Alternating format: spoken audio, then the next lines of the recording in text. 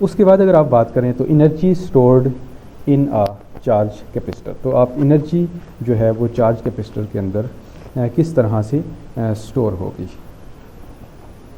तो उस पर हम बात कर लेते हैं।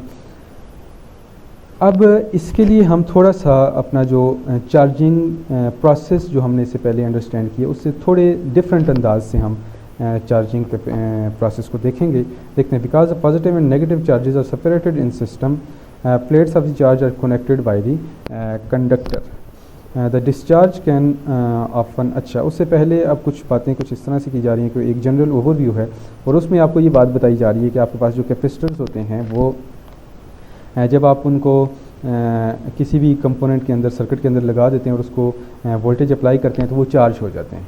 अब वो जब जो चार्ज होंगे तो वो इलेक्ट्रिकल एनर्जी को जो है वो अपने अंदर स्टोर कर लेंगे। वो इलेक्ट्रिकल एनर्जी को स्टोर इसलिए करते हैं कि आपके पास जो कैपेसिटर्स हैं उनके दो प्लेट्स हैं और दोनों प्लेट्स के ऊपर अपोजिट चार्ज है। तो अगर आप ये देखें कि एक चार्ज को दूसरे चार्ज तक पहुंचाने के लिए ज़ाहिर है आपको एक वर्क डन करना पड़ेगा, और आपको पता है कि अगर आप किसी भी ऑब्जेक्ट के ऊपर वर्क डन करते हैं तो वो work done against the field, अगर आप वर्क डन करते हैं तो वो work done in the form of potential energy store हो जाता है। जिस तरह अगर आपने ग्रेविटेशन के चैप्टर में जब हमने बात की थी तो उस वक्त हमने ये देखा था कि अगर आप किसी भी ऑब्जेक्ट को सरफेस ऑफ द अर्थ से उठाते हैं और ऊपर लेके जाते हैं तो उसके अंदर पोटेंशियल एनर्जी स्टोर हो जाती है। उसका मतलब वो इसी वजह से हो जाती है कि अगर आप उस ऑब्जेक्ट को देखें तो जो अर्थ है वो उसको अपनी तरफ अट्रैक्ट कर रही है, तो ग्रेविटेशनल फील्ड उसको अट्रैक्ट कर रही है और आप फील्ड के अगेंस्ट उस ऑब्जेक्ट को ऊपर लेके जा रहे हैं, और जितना आप उसको ऊपर लेके जाएंगे उसके अंदर जो एनर्जी होगी वो स्टोर हो जाएगी, that will be gravitational potential energy, और इस केस में आपके पास जो होगी वो that will be electrical potential energy. तो वो एनर्जी उसके अंदर एक चार्ज कैपेसिटर के अंदर एनर्जी स्टोर होती है।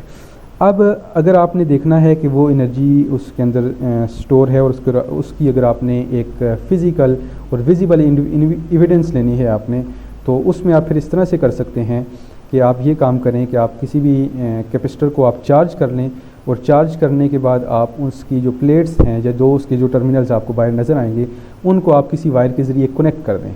जब आप उसको किसी वायर के ज़रिए कनेक्ट करेंगे तो वो आपको एक स्पार्क नज़र आएगा, मतलब कि वो एक साउंड एनर्जी प्लस इलेक्ट्रिक जो लाइट एनर्जी की फॉर्म में वो एनर्जी जो कैपेसिटर के अंदर स्टोर होगी वो आपको मतलब कि वो मिल जाएगी। सो इस तरह से आप उसको कर सकते हैं, और आपने इस काम को करने के दौरान ये याद रखना है कि आपका जो कैपेसिटर होगा वो ज़्यादा बड़ा कैपेसिटर नहीं होना चाहिए, क्योंकि उस केस में वो शॉर्ट सर्किट के केस में आपको बहुत ज़्यादा वो एक स्पार्क के साथ आप उसको ब्लास्ट भी हो सकता है। सो ये काम आप कर सकते हैं। इसी तरह से अगर आपको चार्ज कैपेसिटर अगर आपके पास मौजूद है और अगर आपने अपनी फिंगर्स उसके दो टर्मिनल्स के साथ लगा दी तो उस केस में भी आपको एक शॉक महसूस होगा, क्योंकि आपके पास वो जो आपकी फिंगर होगी वो एक कंडक्टर का काम कर रही होगी, और वो जो एनर्जी उसके अंदर स्टोर्ड है वो इलेक्ट्रिकल जो चार्जेस हैं वो आपकी फिंगर के थ्रू जो हैं वो मूव करने की कोशिश करेंगे, तो वो हाई डिग्री ऑफ शॉक भी उस सूरत में आपके पास हो सकता है। इसी तरह अगर आप टेलीविज़न की बात करें तो वो अगर आपके पास ऑन है और उसको आपने ऑन किया और ऑन करने के बाद कुछ देर आपने उसको टेलीविज़न को वॉच किया और उसके बाद आपने ये देखा कि इसमें कोई फॉल्ट है या कुछ इस तरह से, और अगर आप उसको खोलने का दिल आपका कर रहा है तो जब आप उसको खोलेंगे तो आपने ये ध्यान रखना है कि आप किसी भी टर्मिनल को टच नहीं करेंगे, क्योंकि आपने आल्दो के उसको ऑफ़ कर दिया और आपने पावर सप्लाई को डिस्कनेक्ट कर दिया है, लेकिन फिर भी उसके कैपेसिटर्स के अंदर चार्ज मौजूद रहता है। इसलिए जो टेलीविज़न है उसको इस तरह से डीअसेंबल करना हमारे लिए ये किसी भी सूरत में सेफ़ नहीं होता। तो बहुत देर तक उसके अंदर चार्ज मौजूद रहता है, जब तक वो चार्ज सारे का सारा डिस्चार्ज ना हो जाए आप उसके साथ डील नहीं कर सकते। सो ये कुछ उसकी इलेक्ट्रिकल एनर्जी की स्टोरेज के लिए कुछ आपकी एग्जांपल्स के तौर पे आप इनको ले सकते हैं। लेट्स से कि आपके पास यहाँ पे एक सिस्टम है और हमने ये किया कि सबसे पहले हमने एक बैटरी ली, बैटरी के साथ हमने एक कैपेसिटर को हमने कनेक्ट कर दिया और अभी जो स्विच है वो हमारे पास ऑफ है। उसके बाद हमने ये काम किया कि हमारे पास हमने स्विच को क्लोज़ कर दिया। Electron move from the plate to the wire leaving the plate positively charge. अब वही बात कि आपकी जो इससे पहले हमने बात की कि जब पॉजिटिव टर्मिनल के साथ ये पॉजिटिव इसमें से इलेक्ट्रॉन्स निकलेंगे और ये बैटरी की तरफ आएंगे, और ये बैटरी की तरफ जब आएंगे तो ये इस प्लेट को आप जो होंगे ये पॉजिटिवली चार्ज कर देंगे।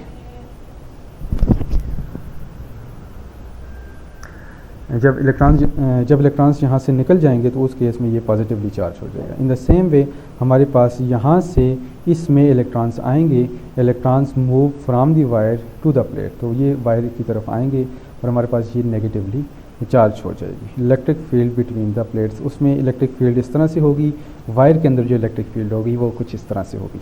सो separation of charges represents potential energy.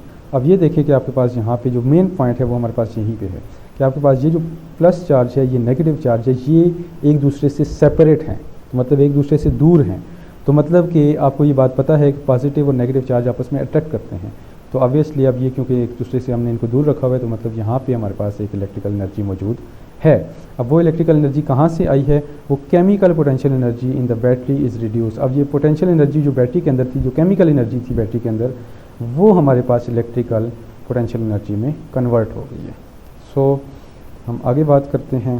तो before the switch is close energy is stored in the chemical, वो ज़ाहिर है हमने इससे पहले बात कर ली। When the switch is close some of the chemical potential energy in the battery is transferred, वो हमारे पास जो केमिकल एनर्जी होगी वो ट्रांसफ़र हो जाएगी वो नेगेटिव प्लेट्स की तरफ। अच्छा, उसके बाद है energy in the final configuration does not depend on the actual charge transfer. अच्छा, अब वही बात जो हमने थोड़ी देर पहले इससे हमने बात की थी कि हम ये बात करेंगे कि हम एक नया प्रोसेस हम यहाँ पे डिस्कस करेंगे कि इस प्रोसेस के ज़रिए आपका जो चार्ज है, जो कैपेसिटर है, वो चार्ज होता है।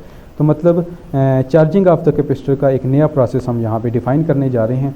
और हमने जो इससे पहले हमने 26.1 के अंदर 26.1 सेक्शन के अंदर जो डिस्कस किया था उसको हम यहाँ पे नहीं लेंगे, जस्ट इस अंडरस्टैंडिंग के लिए कि आपके पास जो एनर्जी है वो किस तरह से स्टोर होती है। और एक बात आपने और याद रखनी है कि ये जो नया प्रोसेस हम डिफ़ाइन कर रहे हैं, आपको जो हमारे पास जो एनर्जी है, जो ट्रांसफ़र है, वो हमारे पास इसके ऊपर डिपेंड नहीं करेगी। वो इस वजह से नहीं डिपेंड करेगी। The discussion is similar to that of the state variable in the thermodynamic. आपको याद होगा कि थर्मोडायनेमिक में हमने कुछ स्टेट वेरिएबल्स डिफ़ाइन किए थे और हमने कहा था कि जो स्टेट वेरिएबल्स हैं वो प्रोसेस के चेंज के ऊपर डिपेंड नहीं करते। The change in the state variable such as temperature is independent of the path followed between the initial and final state. तो जिस पाथ से भी आप उसको लेके जाएंगे, आपका टेम्परेचर जो है उसको उसके ऊपर कोई फ़र्क, पाथ के चेंज करने से फ़र्क नहीं पड़ेगा। The potential energy of the capacitor is also state variable. जो आपका पोटेंशियल एनर्जी है वो भी स्टेट वेरिएबल है और वो भी डिपेंड नहीं करता कि किस पाथ को आप फॉलो कर रहे हैं या किस प्रोसेस को आप फॉलो कर रहे हैं। सो आपने सबसे पहले जो है ये देखना है उस प्रोसेस को। अब हम नई प्रोसेस को डिफ़ाइन करने जा रहे हैं। आपने ये देखना है कि आपके पास दो चार्जेस हैं, दो प्लेट्स हैं। अब इस प्लेट्स को अगर मैं यहाँ पे किसी तरह से ड्रा करना चाहूँ तो लेट्स से कि हम इसको यहाँ पे ड्रा कर लेते हैं। लेट्स से कि आपके पास ये प्लेट है और आपके पास यहाँ पे ये प्लेट है। तो ये इनिशियली आप इसको समझ लें कि इनका जो चार्ज इनके ऊपर है ये ज़ीरो है और ये जो कैपेसिटर है ये जिस चार्ज है। अब आपने ये काम किया है कि आपने यहाँ से एक चार्ज ले लिया। सो आपने यहाँ पे हमें यहाँ पे अगर मिल जाए तो ये देखिए, you grab a small amount of positive charge. आपने यहाँ से एक पॉजिटिव चार्ज लिया और इसको इस प्लेट के ऊपर आपने क्या किया, ट्रांसफ़र कर दिया। तो अब इस प्लेट के ऊपर पहले यहाँ पे था वो चार्ज, लेकिन अब ये ट्रांसफ़र होके इधर आ गया और ये पॉजिटिव चार्ज इसके ऊपर आ गया। अब आपने एक और चार्ज यहाँ से लिया और उसको भी ट्रांसफ़र कर दिया यहाँ पे। आपने एक और चार्ज लिया और उसको भी यहाँ पे ट्रांसफ़र कर दिया। अब आप एक मिनट के लिए ये सोचें कि जब आपने पहला चार्ज यहाँ पे लाया था तो आपने जस्ट ये किया कि कोई आपको किसी भी पोटेंशियल के अगेंस्ट काम करने की कोई खास ज़रूरत नहीं पेश आई। लेकिन अब क्योंकि इस प्लेट के ऊपर पॉजिटिव चार्ज आ चुका है, लेकिन अब आप दूसरा चार्ज जब यहाँ पे लेके आएंगे तो आप फील्ड के अगेंस्ट वर्क डन कर रहे होंगे। This is the point. अगर आपको ये बात अगर समझ आ जाए, जब आपने दूसरा चार्ज यहाँ पे लेके आए तो क्योंकि ऑलरेडी यहाँ पे पॉजिटिव चार्ज एक मौजूद था, तो आप नया चार्ज लेके आएंगे तो आप ज़ाहिर पॉजिटिव रिपेल करते हैं, तो फील्ड की वजह से जो फोर्स होगी वो रिपल्शन फोर्स होगी। तो उस केस में फिर आपको इसको वो जो फोर्स होगी वो रिपेल कर रही होगी, लेकिन आप एक्स्ट्रा वर्क डन करके एक चार्ज यहाँ पे लेके आ रहे होंगे और आपका वो जो वर्क डन होगा वो in the form of electrical potential energy यहाँ पे सेव हो जाएगा। The work required to move charge D Q. अब इसको हम देखते हैं कि ग्राफ को क्या है। तो इस तरह से हमारे पास जो पोटेंशियल एनर्जी होती है वो इसके अंदर स्टोर होती है। Okay, the potential difference increase in proportional and more work is required. अब आप जितना यहाँ पे चार्ज अब नया आता रहेगा, हर नए चार्ज के लिए आपको ज़्यादा से ज़्यादा आपको वर्क डन करना पड़ेगा। जितना चार्ज ज़्यादा होता जाएगा उतना आपके पास जो वर्क डन होगा वो भी आपको ज़्यादा करना पड़ेगा, और जितना आप वर्क डन ज़्यादा करेंगे उतनी आपकी पोटेंशियल एनर्जी जो है वो इंक्रीज़ होती जाएगी। The potential, so the graph and this one, the potential difference increase, the overall process is described by the non isolated system model of the for the energy equation 8.2 is reduce to. आपकी ये जो 8.2 equation आप इसको देख सकते हैं, लेकिन हम ये कह रहे हैं कि जो आपने वर्क डन किया था वो चेंज इन पोटेंशियल एनर्जी की का सबब बन गया है। अब ये देख लें कि अब जितना भी वर्क डन हम कर रहे हैं वो पोटेंशियल एनर्जी को ज़्यादा से ज़्यादा इंक्रीज़ कर रहा है। So suppose Q is the charge on the capacitor at some instant during the charging process. At the same instant the potential difference across this one will be del V is equal to Q over C। अब किसी भी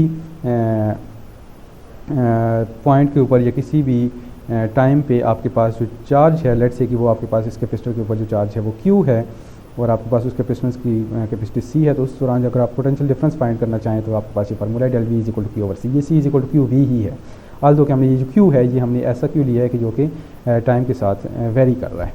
this relationship is grabbed in figure 26.11। अब ये जो relationship है इसको हमने इस इक्वेशन के अंदर हमने इसको यहाँ पे ले लिया है। तो डेल्टा V और Q के दरमियान आपने एक ग्राफ ड्रा किया, यहाँ पे आपके पास जो मैक्सिमम चार्ज स्टोर हो जाएगा और ये जो चार्ज है ये किसी भी वक्त के ऊपर आपके पास जो DQ है वो इस सारे पोटेंशियल डिफरेंस के दौरान जो है वो चार्ज स्टोर हमारे पास यहाँ पे हुआ है।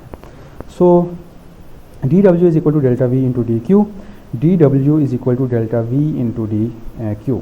तो अब आपने ये काम करना है कि वर्क डन जो होता है वो किसके इक्वल होता है। आपके पास यहाँ पे ये इक्वेशन है वर्क डन के लिए। सो इस इक्वेशन को अगर आप यहाँ पे देखना चाहें तो dW work done per unit charge, work done per unit charge को आप पोटेंशियल का नाम देते हैं, ये वो आपके पास इक्वेशन है। Sorry, W over Q is equal to V, V is equal to W by Q जो इक्वेशन आपके पास थी, और इसको अगर आप लिखना चाहें तो W is equal to V into, इस तरह से आप इसको लिखते थे, और अगर आप इसको dW कर देते हैं dW is equal to delta V into DQ, तो ये आपके पास यहाँ पे ये इक्वेशन आती है। और आप डेल्टा V की अगर आप value Q by C put करना चाह रहे हैं यहाँ से, तो आप यहाँ पे इसको पुट करेंगे और उसके बाद आपके पास ये जो चीज़ होगी ये इस तरह से बन जाएगी। अब आपने ये काम करना है कि अपनी इसी इक्वेशन की जो क्या करना है, डेल्टा V की वैल्यू पुट करने के बाद मैं यहाँ पे इसको थोड़ा सा सॉल्व कर लेता हूँ। dW is equal to dW is equal to delta V की जगह आपने Q बाई C पुट कर देना है, Q बाई C पुट कर देना है, और यहाँ पे आपके पास DQ है। और अगर आप यहाँ पे देखें तो आप इसकी इंटीग्रेशन ले लेंगे, दोनों तरफ इंटीग्रेशन लेंगे तो आपके पास यहाँ पे ये इक्वेशन बन जाएगी। सो अब इसकी देखें कि आपने इंटीग्रेशन जब लेंगे तो ये Q स्क्वायर हो जाएगा, और आप 0 से लेके कैपिटल Q तक जब आप इसकी लिमिट पुट कर लेंगे तो ये कैपिटल Q स्क्वायर हो जाएगा ओवर 2C। ज़ाहिर इसकी इंटीग्रेशन से ये 2 हमारे पास यहाँ पे आएगा, तो Q आपके पास जो वर्क डन है वो Q स्क्वायर ओवर 2C की हमारे पास इक्वल आ गए। और हमने कहा था कि जो वर्क डन होता है वो चेंज इन पोटेंशियल एनर्जी के इक्वल होता है। तो हमने यहाँ पे जो बात की वो ये इस तरह से कि U E is equal to Q square over 2C, हमारे पास ये हमने वर्क डन की जगह U पुट कर दिया। सो 1 over Q delta V, 1 over Q delta V हमारे पास यहाँ पे अगर आप इसको देखें तो इसको ये वैल्यू हमारे पास कहाँ से आई है। इस वैल्यू को अगर आप यहाँ पे देखने की कोशिश करें तो Q into delta V, Q square over 2C, और हमारे पास डेल्टा V, हाँ अगर आप यहाँ पे सॉरी ये अगर आप इसको देखें तो ये हमारे पास जो वैल्यू है V is equal to sorry Q is equal to CV हमारे पास होता है, Q is equal to CV। So Q square is equal to C square V square. तो अगर आप यहाँ पे Q की वैल्यू पुट कर देते हैं Q स्क्वायर की, तो ये हमारे पास C square into V square हमारे पास यहाँ पे हो जाएगा, मतलब C square over multiplied by V square हो जाएगा। और अगर आप इसको मैं यहाँ पे इसको सॉल्व भी कर लेता हूँ, क्यू स्क्र सॉरी हमारे पास जो क्यू स्क्र की मेरी जगह मैंने यहाँ पे वैल्यू पुट करनी है, तो सी स्क्र इंटू वी स्क्र, तो ये हमारे पास क्यू डेल्टा वी होता है, तो डेल्टा वी स्क्र आवर हमारे पास यहाँ पे आ जाएगा, सॉरी हमारे पास जो सी स्क्र वी स्क्र आवर 2 सी हमारे पास यहाँ पे आ जाएगा। सो अब इसको अगर आप यहाँ पे कैंसिल करें तो ये हमारे पास जो चीज़ बन जाएगी that will be C delta V square over 2, तो ये हमारे पास यहाँ पे इस तरह से आ जाएगी। होप सो कि आपको जो लिखा हुआ है वो समझ आ रहा होगा। So C delta V square over 2 है, और उसके बाद अगर आप इसको देखें तो C delta V square over 2, तो Q is equal to C delta V होता है। तो हम इस की जगह C delta V into delta V square over 2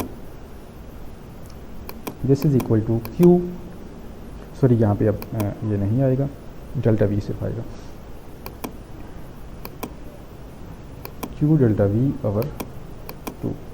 तो ये इक्वेशन जो है ये हमारे पास यहाँ पे आ जाएगी। बल्कि अगर आप इसको यहाँ से देखें तो हमें डायरेक्टली यहाँ ऊपर जो है वो यही इक्वेशन हमने ड्राइव कर ली थी।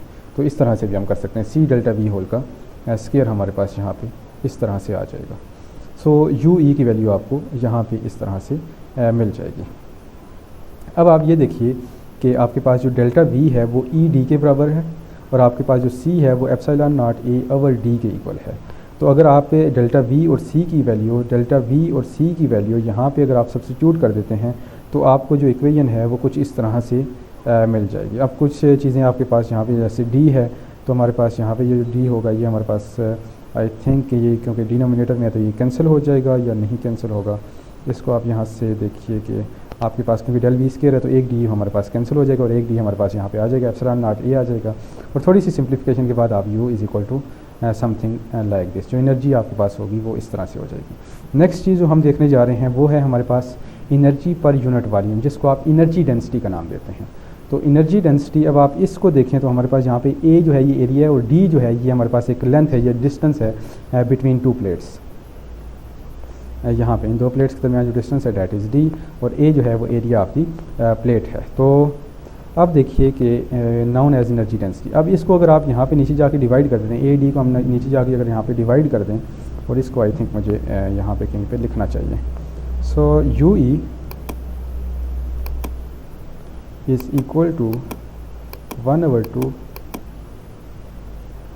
एप्सिलॉन नॉट ए डी, और उसके बाद हमारे पास जो है डैट इज़ ई का स्क्वायर। तो ये हमारे पास कुछ इस तरह से वैल्यू है, और ये ए डी जो है अगर हम इसके साथ डिवाइड कर दें तो ये इक्वेशन हमारे पास कुछ इस तरह से बन जाएगी कि U E divided by A D is equal to 1/2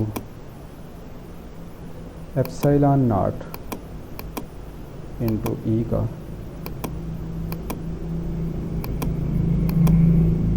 square. So U E delta E का स्क्वायर हमारे पास।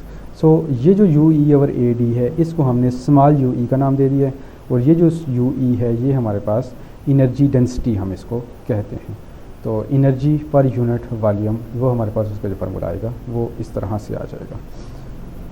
सो although the equation 26.13 is derived for the parallel plate capacitor, the expression is generally valid for regardless of the source of the electric field. किसी भी source, मतलब कि ये parallel के लिए नहीं है, किसी भी सोर्स के लिए हमारे पास वैलिड है। और the energy density in any electric field is proportional to the square of the magnitude of the electric field at a given point. इस इक्वेशन को हमने इंग्लिश में यहाँ पे इसको एक्सप्लेन कर दिया कि energy density is directly proportional to the square of the electric field. तो ये हमारे पास 1/2 एप्सिलॉन नॉट जो है ये हमारे पास कांस्टेंट हैं, तो ये इसकी डायरेक्टली प्रोपोर्शनल, मतलब कि U E is directly proportional to E का स्क्वायर। ये चीज़ है जो हमने यहाँ पे लिख दी। उसके बाद आपके लिए एक और असाइनमेंट है। You have 3 capacitors and a battery in which the following combination of the 3 capacitors is the maximum possible energy stored with the combination is attached to the battery. Series parallel no difference because both combinations store the same amount of energy. अब इनको आप इसका answer करेंगे, ये आपकी एक assignment है। और उसके बाद आपके पास ये एक न्यूमेरिकल टाइप एग्जांपल है, इसको आपने सॉल्व करना है और इसको आपने असाइनमेंट नहीं करनी, जस्ट आपने इसको इस तरह से सॉल्व कर लेना है।